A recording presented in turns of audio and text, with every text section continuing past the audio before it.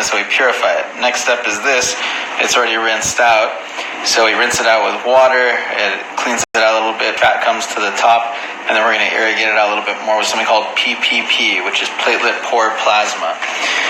Then we take this fat, and once we've broken it up a bunch of times and it turns into a liquid, we take it and we put it through this filter. This is filtering of nanofat. Boom. So that's your nanofat now. It went through the filter. Now we're going to try to put in some PRP, some platelet-rich plasma, which we have over here.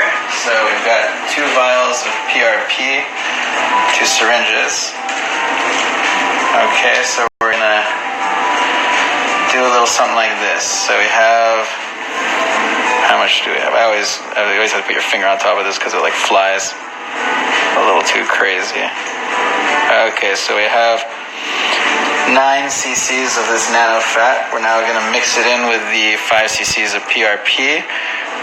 Not all of it, probably just half of it, just like that.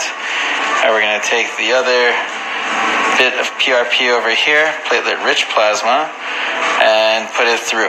So the special thing about this PRP, which I wouldn't say it's like super special, but the great part about it is it's real PRP, which means we don't just take one little vial of blood and mix it down. We actually take a ton of blood, 120 cc's of blood, and we filter that down. So the 120 cc's, 120 milliliters, turns into about 14 milliliters of PRP, platelet-rich plasma.